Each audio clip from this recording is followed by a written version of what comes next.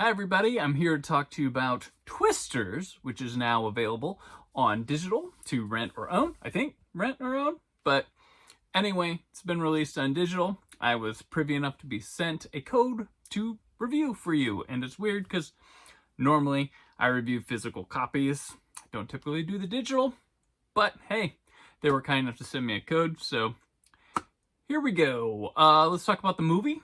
Recently came out. This is the legacy sequel to the original Twister from many moons ago with Bill Paxton and Helen Hunt.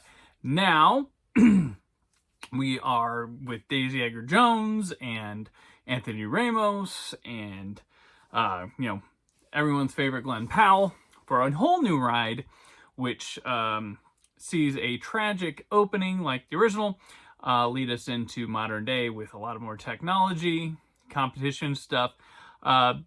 This one definitely carries the spirit of the original. The one thing I like about it is standalone by itself and no real ties aside from some Easter eggs to the original, as well as some plot beats that can go with it. But this one really tries to do its own thing and take the tornado hunting and adventure to a whole new level via technology, via science, via the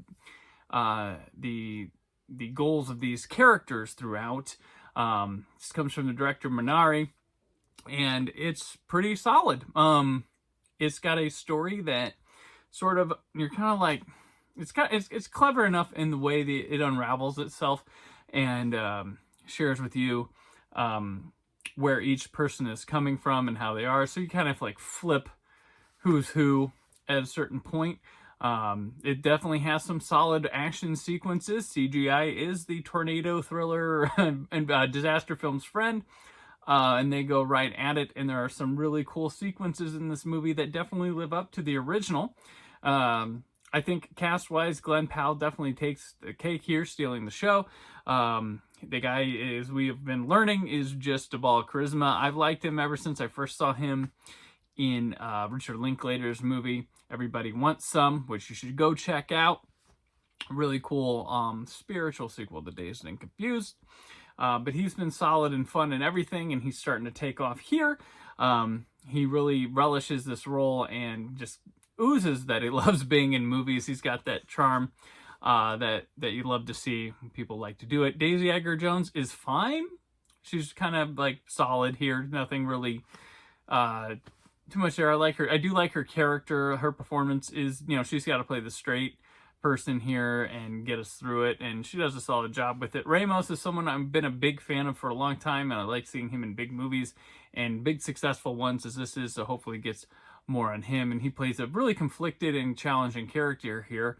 David Cornsweet pops up here. We'll be seeing him as Superman in no time, and I hope it's better than this round because he's kind of just dull here, and definitely he's not playing a likable character, but he's not giving anything memorable here. So everybody will forget him and then be introduced to him as Superman. Though I will say, loved him in Pearl. That's the only other thing I think I've seen him in, and he's terrific there. So go check out Pearl. This one, maybe it was just the role, but yeah, I kind of just on him there. But the whole crew with Glenn Powell's character, awesome. Could have had more of them. Maybe don't get enough, but it rocks solid. Good stuff there. I do think this is a solid film, and check it out. And I think it does live up to the original. They do have a banging finale here, which I really liked. The cleverness of where it ended up. But yeah, I do think it lives up to the original, and I'm giving it the same score as the original, a 3.5. Same kind of fun, though I think I prefer the original. I think the original's got a little more punch to it. Although I do think this one lives up to it, a 3.5 out of 5. Now let's go to the video. Digital wise, yes, this will all be improved when it comes onto a disc. This one did look quite sharp, clear, crisp with some good solid depth. Where it lacks is sort of in the darker scenes. There was a little hints of crushing and stuff, but that'll be improved with a disc. Color saturation is fine. This has a very gray look to it. We're in a cloudy a movie where our characters are in cloudy situations throughout, but it does have good rustic regular colors to it, with everybody it's not like too big, but like a little lights and things definitely flicker good with your HDR coming through here. But details are strong. That's not an issue at all. You're able to see little beads of water and stuff on people as they're going through things, as well as wood grains and barns and things like that. And it's just really, really good attention to detail here. But I'm going to give it a 4.5 out of 5. And then the audio. So the way I'm in a Roku, and for those who don't know or whatever, on your 4K Ultra HD Blu-ray player, you have two outputs for your HDMI. One is dedicated to the video, so it goes directly from the player to the TV, and the other is from the player to the receiver, or for your audio and stuff. So each can have dedicated power going through there and give you the cleanest picture and audio. So if you were to put it, they advise that if you put it from your player to your receiver, you will not have the best video quality you could. So that's one thing they have here. It does offer Atmos and digital, but because of the way my Roku box is set up, I have it dedicated going to the TV and from the TV to the receiver, so I'm only getting Dolby Digital sound out of it. But the 5.1, which simulated through my Atmos, sounded pretty good. I had to crank it up about 10 notches, and a lot of the impact is strong, but it feels like it's pulling a punch back, which might be a Movies Anywhere or Disney situation on that, which is where I watched it through Movies Anywhere. So could be better. I give it a 4 out of 5 on that experience. If you have lossless for your streaming service box, let me know what you thought of that, because I'm going off Dolby Digital simulated here, but it sounded good. There's a lot of playfulness through the speakers. That's really good.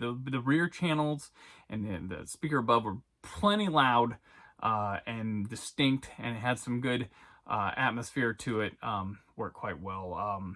But I'll be interested in the disc to see how much better the sound rolls around and stuff like that. So again, a 4 out of 5. Bonus material, I'm going to give a 1. They have deleted scenes. There's about 2 minutes and 3 scenes. A little bit inconsequential. You can see why they're cut. A little bit of repetitive stuff. There's like a new one where she's watching the news, and it's just kind of, well, there's a lot of storms. There's a lot of storms. We're watching Twisters. We know there's going to be a lot of storms. And then the other's a 4-minute gag reel, which kind of plays like a montage with some music to it. Yeah, Aaron Newirth loves to have those, but nobody else really cares. So I'm going to give it a 1. Overall for the digital, so we'll go back. I give the movie a 3.5 out of 5. The video, 4.5 out of 5. 4 for the audio, and a 1 for the extras. I'm going to give it, if you're going to go with digital, a 3.5 out of 5. Generous 3.5. But as always, wait for the disc, please. It's the better way to watch it. If you really like this movie. So there we are, 3.5 out of 5 for the all-around Twisters digital release. And yeah, so thank you for watching, and I hope you enjoyed Twisters. It's a fun movie for the summer and something that feels a bit different.